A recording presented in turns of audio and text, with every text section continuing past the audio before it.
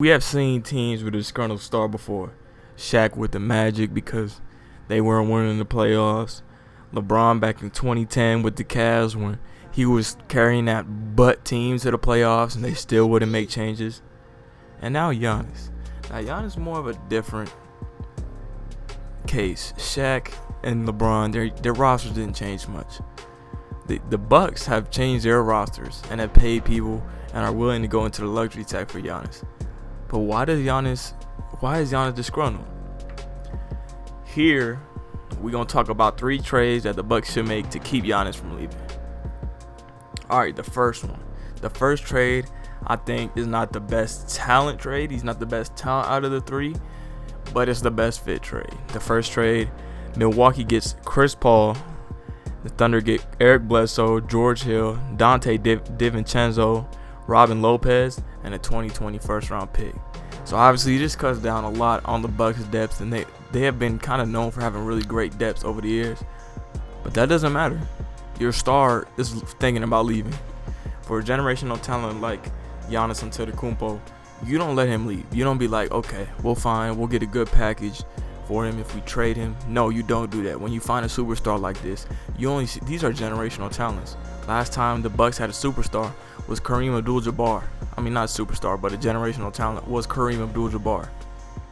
And they lost him to the Lakers. You don't let that happen again. That was 50 years ago when you had Kareem Abdul-Jabbar. You're not going to let that happen again, where you lose your superstar just because you don't want to make changes or just because you think you should be fine. But no, you're actually not fine. So what do the Bucks get? They get an elite playmaker in Chris Paul. We seen how great he was with the Thunder this year. Almost took him to the second round. He's a good defender. He's always been a pretty good defender throughout his career.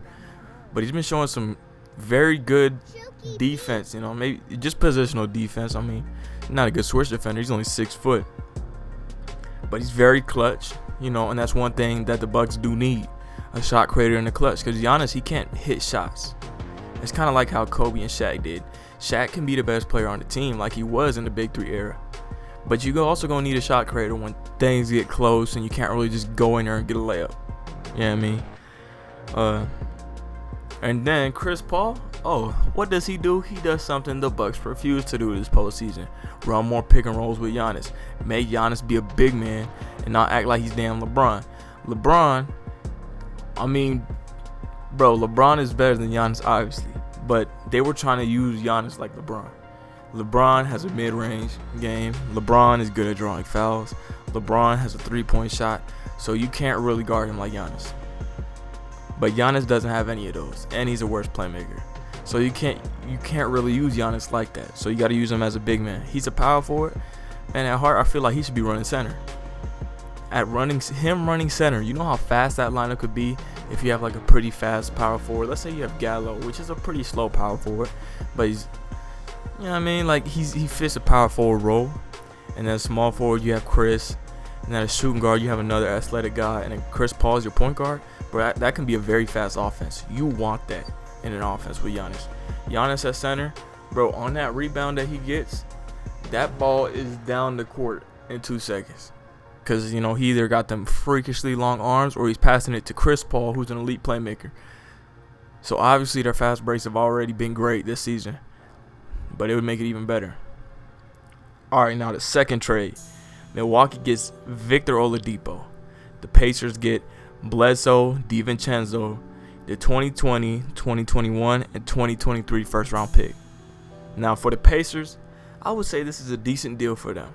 You know what I mean? You get a good backup guard in DiVincenzo who has defensive upside. Did I say Bledsoe or DiVincenzo? I'm tripping. I was meaning DiVincenzo if I didn't say DiVincenzo. Then you got Bledsoe, who's a solid point guard. He can back up Malcolm Brogdon. And you get all those picks. You know, the Pacers are in a weird situation right now. They are high on talent, but they are in a weird place with fit. With Miles Turner and Domantas Sabonis. But to me, if I'm the Pacers, I don't do this deal. I feel like you trade Victor Oladipo at the trade deadline so you get more value. But other than that, Milwaukee, I feel like they could get a steal here. Now, also, you have to take into account Victor Oladipo is very injury prone. He has been injured a lot. He was injured all last season, basically.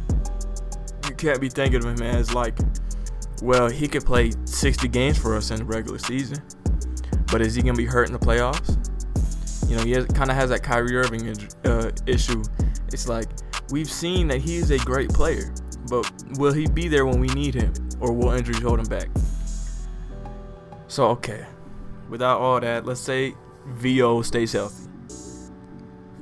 So the pros that are to having him is that when he's healthy, he can be an All-NBA player. We saw him make the All-NBA second team when he was an All-Star the first year in Indiana, which was great. You know what I mean? He's an elite defender, and he's a good shot creator. And two things that the Milwaukee Bucks need is shot creation and talent. They need more talent so they can beat teams that can't, that you need, you know what I mean? Like, when you have a very talented team, you shouldn't be able to get outcoached. And they got outcoached this year by Miami to the teeth. Miami almost swept them. But like, you know, they don't need, Milwaukee doesn't need more defense. Their defense is top tier. But another good defender, I mean, he's never going to hurt. What, you going to hold people to 65 points per game every night? Like, shit, I would take that. And the third trade. Now, this is a very big stretch because we don't know about Bradley Beal's situation with Washington. But Milwaukee gets Bradley Beal. Washington gets Brook Lopez, Ersan Ilyasova, Dante DiVincenzo, 4 first-round picks, and 2 pick swaps. Now, why this is such a haul and why this is such a risk is because, yes, you get Bradley Beal. And Bradley Beal ensures that Giannis stays. But do we know if a team with a Bradley Beal, Giannis, and Chris Middleton is winning a championship? Because if you're thinking like, okay, the Lakers, LeBron's better than Giannis. AD is better than Middleton. And if they take that 2021 cap space that they have and get another star, that team won't be better than Milwaukee. Maybe LeBron will be older, so maybe he won't be better than Giannis at that point. But like, are you a championship team? I mean, right now, of course, you're a championship team. But you got to be thinking like, okay, once I make this big 3, it's all locked in. I can't really make any changes and have no depths. Normally when teams make big 3s, other teams start to make big 3s too. Those big markets, LA, Miami, they're like, shit, we might not get Giannis in free agency in 2021, but we'll get Kawhi Leonard or Paul George. And it's like, when you make this big 3, man, it's crazy. But let's talk about the pros of having Bradley Beal. He's an elite shot creator. Everybody knows that. He averaged 30 points per game this year on great efficiency. Not great efficiency, but it was very good.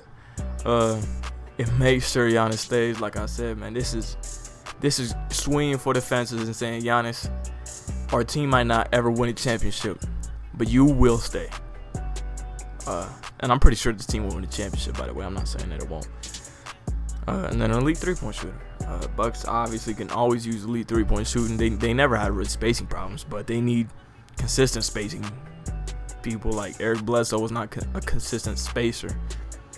You could leave him open, the boy will shoot bricks off the side of the backboard. But in this trade, you keep Eric Bledsoe. So like, your team, like, bro, if Eric Bledsoe still plays alright, obviously you're gonna use him as a bench role. Because in this trade, you still have George Hill. I would bring Bledsoe off the bench. George Hill is a more consistent option. You want George Hill playing more minutes. But anyway, that'll be the video, y'all. This is to keep Milwaukee in contending position. Keep them from losing Giannis Antetokounmpo. But yeah, like the video, y'all. Subscribe.